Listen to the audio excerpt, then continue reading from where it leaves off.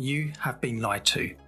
All of these get-rich-quick schemes and side hustle videos will simply cause you to get distracted from the real money spinner, your job. By the end of this video, you will know how to treat your career like an asset and the 4 steps you need to take to climb the corporate ladder to success. Because in 2023, the bosses at the top 100 UK companies earned more money in the first 4 working days of January than the average worker does over the entire year. In the UK, the average person will earn a salary of £33,400. The average salary of an executive director being £176,000. In America, the difference is a little better. The average worker salary is $60,500, but for executives, it is at least $200,000. So join me on the journey to get rich in your 9 to 5. To help you understand the steps that you need to take to get to the top, it is best to draw an analogy of the property market and house flipping, because a house is usually the biggest asset that you will own. Most people will buy a house with a deposit and a mortgage. The value that you hold in the property is known as equity. When the housing market is good, the level of equity you own in the property will go up over time as house prices rise. At the same time, the amount of debt that you have in the property will go down as a proportion as you make the mortgage payments that tackle the principal and the interest. So you're increasing the value in your property in 2 different ways, letting the housing market do its thing while you pay down the debt. When you are ready to move on, you can sell your property and buy a new property using the equity in your current house as the deposit for the new house. Now, the important thing to remember is that until your house is sold, your equity is locked. You can enjoy your house as much as you want, but any additional value earned is theoretical. It is only at the point of sale that the equity of the house is released. But as shown through all those house flipping and renovation TV programs, people who flip houses know that if they carry out the right bit of investment in the property, for example by installing a loft conversion or extension, they can make more money than simply allowing time to pass. A renovation done well pushes up the value of the house quicker than just letting market forces work its magic. Done poorly, such as investing money in converting your garage into a room, the value of the house does not go up by much, if at all. In fact, it can lead to a loss in value. The principles are simple. Over time, the value of your house goes up in line with the local housing market, but gets a boost with the right type of investment.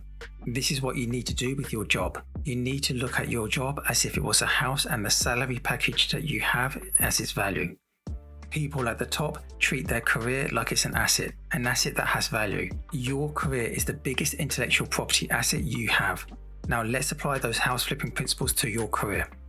Just like a house over time, your overall value as an employee increases over time. This is for 2 main reasons. The first is salary inflation takes effect in the jobs market.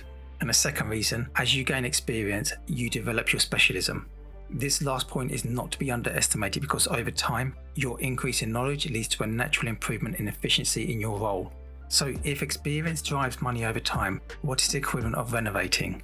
That is your qualifications. The more qualifications that you have, the more independent accreditation you will have, and so for any employer, that adds value. Don't listen to those side hustle bros. If you invest the time, effort and money, you are gaining an extra qualification which will increase your value. Employers want independent assurance of your quality just as a house purchaser seeks building compliance documents. But it is important that you invest in a qualification that delivers a payoff for your career. Just like a homeowner who chooses to invest in a loft conversion, which increases value, rather than re-landscaping the garden, which does next to nothing. And remember, a house only realizes its value when it's being sold or remortgaged. You will only be able to fully release the value of your experience and qualifications when you look for a new job.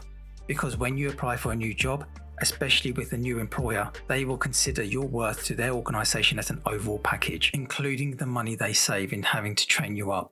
So now that we know the theory, what are the 4 steps that you need to take to get rich in your 9 to 5?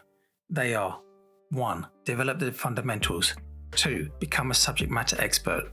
3. Become recognised in your sector as holding that expertise. And 4. Diversify.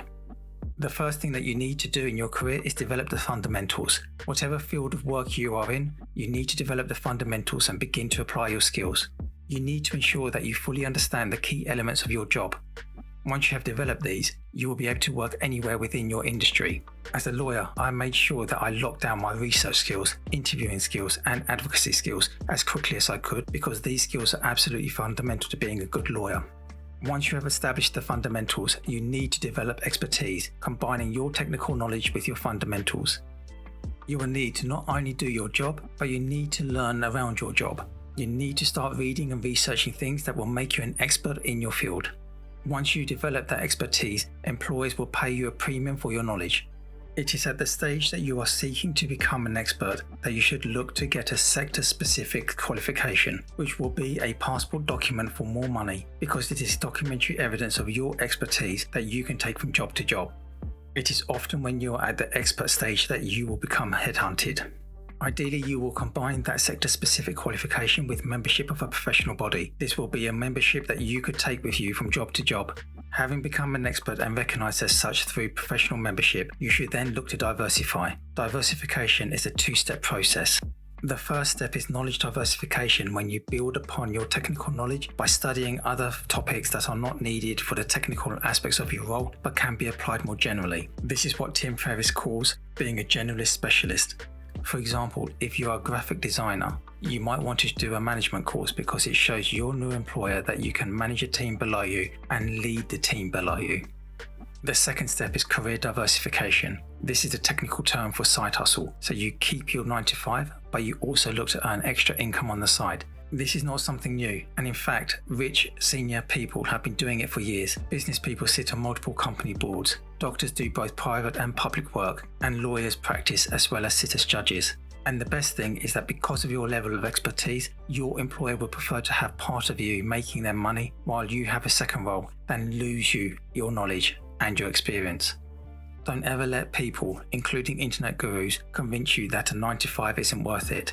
Your career is the biggest intellectual property asset that you will hold, and you need to ensure that you extract as much value out of it as possible. Like all things in life, technique is key to success. But if you follow these steps, you too will climb the corporate ladder and increase your earning potential for the lifetime of your career. Thank you for watching. Please remember to like, share, and subscribe.